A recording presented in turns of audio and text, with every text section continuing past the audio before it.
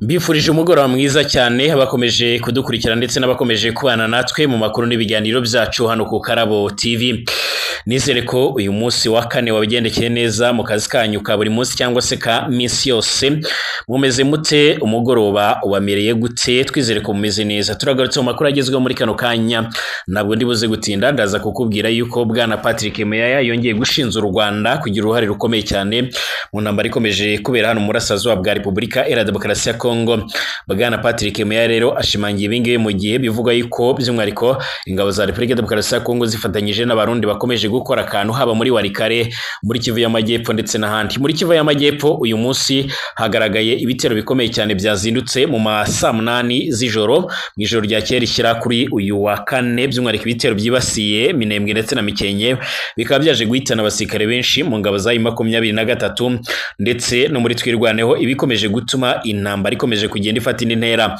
Bwana Patrick Muyaya yari umuvugizi wa guverinoma ya Repubulika ya Demokarasi ya Kongo ka Minisitiri w'itumanaho n'itangazamakuru. Mu kiganiro n'itangazamakuru yanenze imikorere ndetse n'amajambo ya Perezida Joseph Kabila Kabange wayoboye Kongo, ndetse aza no kugira byinshi atangaza ku bigendanye n'u Rwanda, aho yongeye kugira ati turi mu biganiro n'umwanzi duhanganye nawe ku mirongo y'imbere ku rugamba, uwo nta wundi n'u Rwanda. Akaba yaje kugira byinshi atangaza. Niki cyaje gutuma bwana Patrick Muyaya avuga aya magambo mu gihe u Rwanda narwo by'umwihariko rwagaragaye mu bihugu bikomeje kunenga cyane cyane imikorere ndetse by'umwihariko n'imitegekere cyane cyane y'umutwe wa M23, ndetse bakaba bagaragaye bari kunenga uburyo M23 nayo yongeye kugaragara iri gukora ikigendanye n'ubutegetsi cyangwa se iri gushyira ubutegetsi mu bundi bwa guverinoma ya Kongo. Ibi byose muranyemerera tubivugeho muri kano kanya cyangwa se muri uyu mugoroba. Ndakubwira ko muri Warikare rero uyu munsi hagaragaye imirwano ikomeye cyane. Ni imirwano bigaragara ko yaje gutangira mu masaha ya saa 4. Ibitangazamakuru birimo nka Media Congo Akadomonet byagaragaje ko ibitero bikomeye cyane bigizwemo hari n'abazarendo ndetse n'ingabo za Kongo byongeye kwibasira ibirindiro by'umutwe wa M23 mu bice byagaragayemo imirwano ku munsi w'ejo, aho M23 ikomeje kugwa gitumo mu bitero biteye ubwoba, mu bitero bikomeye cyane ibikomeje gutuma abaturage batangiye kwitakariza icyizere. Icyakora ku ruhande rwayo igashimangira ko yiteguye gukomeza kwirwanaho ndetse no kwihagararaho mu buryo bwose bushoboka byanze bikunze. M23 kugeza ubu kandi yagaragaje mu minsi yashize imbaraga zikomeye cyane ubwo yafataga Goma ndetse n'ibindi bice bigiye bitandukanye, ariko kugeza ubu ikaba ikomeje guhura n'akaga ku mirongo y'imbere ku rugamba.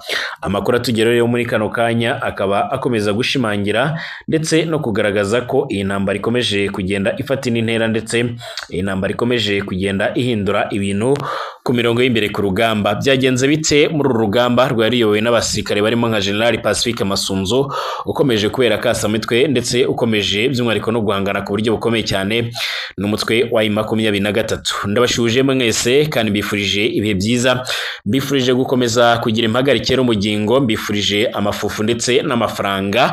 Abadukurikiye mwese abari hano mu gihugu cy'u Burundi, abari mu gisagara cya Bujumbura cyangwa se mu mujyi wa Bujumbura ku murwa mukuru w'ubutunzi cyangwa se ubudandaji, abari Gitega ku murwa mukuru wa politike, n'abari mu bindi bice bigiye bitandukanye hirya no hino mu isi, mbifurije ibihe byiza, mbifurije kumererwa neza, mbifurije amahoro y'Imana cyane. Mbifurije kandi by'umwihariko kugira by'umwihariko ituze abari mu karere k'ibiyaga bigari, abari mu Rwanda, muri Uganda, Tanzania, Kenya ndetse n'ahandi mu karere k'ibiyaga bigari mwese, ubwo abari mu bihugu by'umurengero bwa Afurika, umunako bwa Afurika ndetse na Afurika yo hagati, abatwumviriza mu Burundi mu Kirundi n'Ikinyarwanda, mwese mbahaye ikaze. N'ukuri Imana y'amahoro ikomeze kubahereza umugisha cyane. Abakomeje kudukurikira kandi namwe muherereye mu bindi bice ibwota amasimbi, ubwo ni mu bihugu bya kure nibwo niko nkomeje kugenda mvuga, mwese mbifurije kugubwa neza cyane, mbifurije amahoro y'Imana cyane. Abari ku mugabane w'Uburayi, abari muri Aziya, Australia, Amerika ndetse n'andi hose, mbifurije ibihe byiza cyane. Reka nkubwire ngo nyamuneka kuri usaka kwinjira muri group ya WhatsApp ushaka kumbwira by'umwihariko cyangwa se ugasanga link muri description ukabasha kujoininga, ukabasha kuzajya wibonera amakuru akomeye cyane agendanye n'amafoto n'amavideo by'ibibera ku mirongo y'imbere ku rugamba. Reka nkushimire wamaze gukanda subscribe ugafungura n'inzogera, nawe utarabikora ari bwugeze hano bwa mbere kanda ahanditse subscribe kugira ngo ibiganiro byacu bijye bikugeraho ku gihe. Tanga igitekerezo kandi like ibiganiro byacu ubisangize ku nshuti zawe. Ikaze kuri mwebwe mwese turebere hamwe ibikomeje kugenda bivugwa. Hari muri teritwari ya Warikare urugamba rukomeye cyane rwongeye kugaragara guhera mu masaha ya saa yine. Ibitangazamakuru birimo nka Media Congo Akadomonet byavuze ko ibitero bikomeye cyane bigizwemo uruhare n'ingabo za Congo FARDC ndetse n'abasirikare muri Wazalendo byongeye kwisuka binatunguye umutwe wa 23 mu birindiro byabo, ibyaje gutuma uyu mutwe wongera gutakaza abasirikare benshi, ndetse binavuga yuko intwaro zaje kugenda zifatwa ziganjemo intwaro z'imisada zari zisanzwe zifashishwa, ndetse akaba harimo naza AK47 nyinshi nk'uko bigaragara. Iki gitangazamakuru kivuga yuko kandi gitigiri cyangwa se by'umwariko umubare w'abakomeretse n'abaguye muri mu Rwanda ari minini cyane nubwo utigeze ushyirwa ahagaragara, bakavuga yuko 23 hari bamwe yabashije kuba yahungisha. Ibi baye kandi mu gihe ku munsi w'ejo nabwo habaye ibindi bitero bikomeye cyane byongeye gusiga umutwe wa 23 wigaruriye wambuwe ibindi bice bigiye bitandukanye hano muri teritwari ya Warikare. Aha ngo hakomeje kubera urugamba ruteye ubwoba, urugamba rukomeye cyane rukomeje gutuma abasirikare bayi 23 bari bamaze iminsi babona intsinzi, bari kugenda by'umwariko bahura n'ibibazo bikomeye cyane. Ni urugamba icyakora ngo ruyobowe n'inzobere mu bigendanye no kuyobora urugamba Pacifique Masunzu. Uyu mujenerali by'umwariko ngo mwizego wa Tshisekedi akaba ari we by'umwariko ushobora kuzagaragara n'undi mu minsi iri imbere ari gukomandinga urugamba ruyobowe rukomeye cyane, cyangwa se akaba azakomeza guhabwa indi mirimo ikomeye cyane mu gisirikare cya Kongo. Urugamba rubaye kandi mu gihe uyu munsi nanone muri Kivu y'Amajyepfo mu kiganiro cyatambutse nababwiye ko ibitero bya drone byongeye guhitana ndetse no kugerageza kwangiza ku buryo bikomeye cyane ibikorwa bya M23 muri Kivu y'Amajyepfo, ndetse by'umwariko no muri Twirwaneho. Ibitero bikomeye cyane byiganjemo ibya drone nibyo byaje kugenda bigaragara. Umwe mu batangabuhamya baherereye muri Kivu y'Amajyepfo yagize ati iyi drone yatangiye kugaba ibitero mu rukerera rwa kare, ku bitero byikaba byaje kugenda byibasira ahari ibindiro bikomeye cyane by'umutwe wa 23 ndetse by'umwariko no kuri Twirwaneho, ndetse bikaba bivugwa ko byaje gusenya ibirindiro. Ngo kandi iyi drone yabanje kuza gutata cyangwa se kuzenguruka muri icyo kirere, mu gihe kugeza amagingo aya ngaya hagikomeje kugaragara by'umwariko intambara ikomeye cyane muri Kivu y'Amajyepfo ibishobora gukora mu nkokora uyu mutwe wa 23 wari ufite gahunda ndetse n'intumbero yuko ukuriye kwigarurira igice cya Uvira. Gusa Uvira ikomeje kurindwa n'abarundi. Abakomando b'abarundi bakomeje gushimangira ko bari tayari guhangana n'uwo ari we wese uzagerageza gutera intambwe waje gufata iki gice cyo muri Uvira, ngo kuko gufata Uvira yegeranye n'u Burundi uzaba ushaka Burundi, kandi Burundi ngo ni intare. Bati abasirikare n'abakomando bo kwa Ntare Rushatsi by'umwariko tuzabereka uburyo rero nta mazambarwa. Abarundi benshi bakomeje gushimira ingabo zabo uburyo zikomeje kurinda umutekano ku mipaka, ndetse binavuga ko kandi by'umwariko muri iyi ntambara iri kwifashishwamo indege za drone muri Kivu y'Amajyepfo ngo Burundi nabwo bwa burimo kugiramo uruhare, kuko ngo bwamaze guhaza imwe muri drone z'intambara mu gihugu cy'Ubushinwa, aho ibihugu byombi haba Kongo ndetse by'umwariko n'u Burundi baba basanzwe bahahira indege z'amadrone n'ibindi bikoresho bya gisirikare muri hano mu gihugu cy'Ubushinwa. Nubwo Burundi bukomeje kunengwa ko nta ruhare cyangwa se by'umwariko nta basirikare bakomeye nta n'ibikoresho bya gisirikare bafite, ariko amakuru dufite avuga yuko Burundi bukomeje kugenda bugura ibikoresho bya gisirikare mu ibanga, rukagira ba mudahusha ndetse n'abarakomando bakomeye cyane, haba abazi kurwana ku butaka ndetse no mu kirere no mu mazi benshi cyane nk'uko bigaragara basanzwe bitorezwa mu bihugu bigiye bitandukanye. Iyi ntambara ikomeje gufata indi ntera mu gihe inshuro nyinshi u Rwanda rwakomeje gushinzwa kugira uruhare mu gutera inkunga uyu mutwe wa 23. Uyu munsi rero u Rwanda by'umwariko ruri mu bihugu 12 byamaganiye kure ubutegetsi bubangikanye n'ubwa leta ya Repubulika ya Demokarasi ya Kongo umutwe wa 23 maze igihe warashizeho mu bice byo mu burasirazuba bwa kiriya gihugu ugenzura nk'uko bigaragara. Umwanzuro wamagana buriya butegetsi rero wafatiwe mu nama ya 12 yo ku rwego rwo hejuru y'urwego rw'ubugenzuzi bw'akarere ku mahoro, umutekano n'ubufatanye muri RDC. Ni byabaye ejo kwa gatatu, ni inama yabereye i Kampala mu gihugu cya Uganda nk'uko bigaragara. Ni inama yobowe na Generali Perezida Yoweri Kaguta Museveni uyoboye igihugu cya Uganda. U Rwanda rukaba rero rwari ruhagarariwe n'umunyabanga wa leta ushinzwe ubutwererane bw'akarere muri Minisiteri y'Ububanyi n'Amahanga General Richard James Kabarebe. Abayitabiriye kandi barimo Perezida Evariste Ndayishimiye w'u Burundi, cyo kimwe na Minisitiri w'Ububanyi n'Amahanga wa RDC Madame Thérèse Kayikwamba, wagina n'abandi bategetsi bagiye batandukanye. Umwanzuro wa gatatu w'iriya nama kandi urakomeye, uvuga ko abayitabiriye bamaganye gufata ubutaka ndetse no gushyiraho ubutegetsi bubangikanye bikorwa n'umutwe wa 23 ufite ishami rya politiki rizwi nka AFC cyangwa se Alliance Fleuve Congo ufashijwe n'ubufashwa bwo hanze butigeze butangaza. Banasabye ishyirwa rero mu bikorwa ryose kandi ryuzuye n'impande zose bireba ry'umwanzuro w'akanama k'umutekano ka ONU w'ibihumbi 2773 wo ku itariki 21 Gashyantare 2025. Mu byo rero wa mwanzuro wa ONU uteganya harimo ko M23 igomba guhagarika imirwano ako kanya vuba na bwangu ndetse no kuzinga utwangushye bakava mu bice byose bamaze gufata, ndetse n'u Rwanda rukareka gufasha M23 rukanahita rukura ingabo zarwo ku butaka bwa Repubulika Demokarasi ya Kongo nta yandi mananiza. Ntacyo M23 yesi itangaza ku myanzuro y'iyo nama nk'uko bigaragara. Uyu mutwe icyakora kuva wafata imijyi ya Goma ndetse na Bukavu wahise ushyiraho ba guverineri b'intara za Kivu y'Amajyepfo ndetse n'iy'Amajyaruguru ndetse n'abunganizi cyangwa se n'ababungiriza babo. M23 kandi yashyizeho ba meya biriya mijyi ndetse n'indi igenzura nk'Abunagana, Rucuro cyo kimwe n'abayobozi bazimwe muri teritwari cyangwa se mu turere bamaze kugenda bafata. Aha kandi ntago byakomye mu nkokora ubutegetsi bwa Tshisekedi, kuko nk'ubu tuvugana muri Kivu y'Amajyepfo mu mujyi wasigaranye wa Uvira, umwe mu mujyi twavuga ko ari ukomeye cyane, niho guverineri wakoreraga muri Bukavu yimukiye, abaye 23 maze iminsi ihonda agatoki kandi ko yaba yishaka kwigarurira, ariko kandi ku rundi ruhande abayobozi bakavuga ko ibingibi bidateze kuba byashoboka. Ku rundi ruhande kandi muri Kivu y'Amajyaruguru mu ntara y'Ituri, guverineri wari usanzwe akorera Igoma ariko kandi akaza kurasirwa by'umwihariko mu gice cya Mubambiro yari General Major Peter Chirumwami Nkuba yaje gusimburwa n'Ubucisekedi yashyizeho ibiro bye yabyimuriye by'umwihariko mu ntara y'Ituri, n'ubundi ni muri Kivu y'Amajyaruguru nk'uko bikomeje kugenda bigaragara.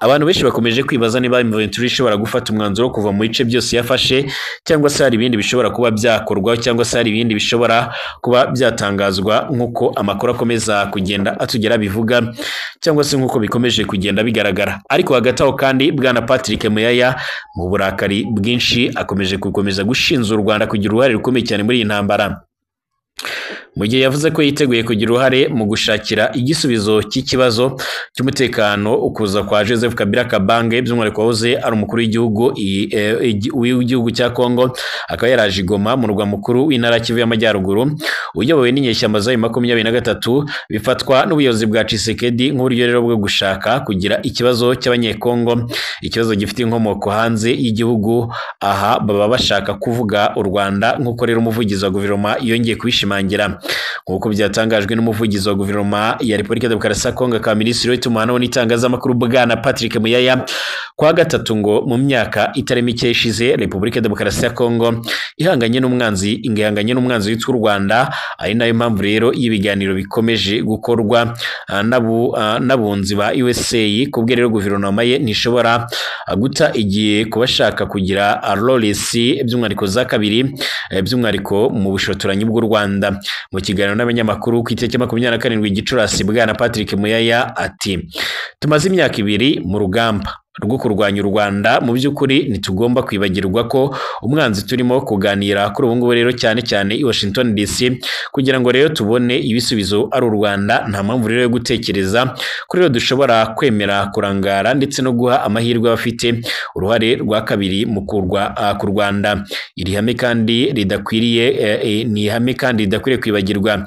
Ntabwo dukeneye hano rero kugira ikibazo cy'abanyekongo, ikibazo cyaturutse hanze kandi by'umwihariko cyagaragajwe mbere na mugenzi wacu Julian Paluku nk'uko bigaragara, agaruka ku magambo ye ya nyuma asobanura uwahoze ari umukuru w'igihugu nk'umuntu wo mu bihe bya kera. Patrick Muyaya yizera ko ubutumwa bwoherejwe na Joseph Kabila Kabange mu ijambo aherutse kuvuga bwari ubutumwa rero bw'intambara. Ati navuze mu minsi yashize ko perezida w'icyubahiro ari umuntu rero by'umwihariko mu bihe bya kera. Mu by'ukuri iyo ubyibutse wibaza ikibazo kijyanye no gukuraho igitugu. Mumbwire ko rero by'umwihariko turi mu rwego rwa demokarasi, aho we n'umuryango we wa politiki bahisemo rero kutitabira amatora, mu gihe muza kuvuga ko rero mugiye gukuraho igitugu. Muzabukuraho rero mu buhe buryo? Ni ngombwa kubwira abo dusangiye igihugu bari igoma cyangwa se mu bindi bice by'igihugu byigaruriwe ubutumwa rero bubagenewe. Nimwitegure tugiye gukora intambara, ntabwo ari ngombwa rero kwishira cyangwa se gutinzamo.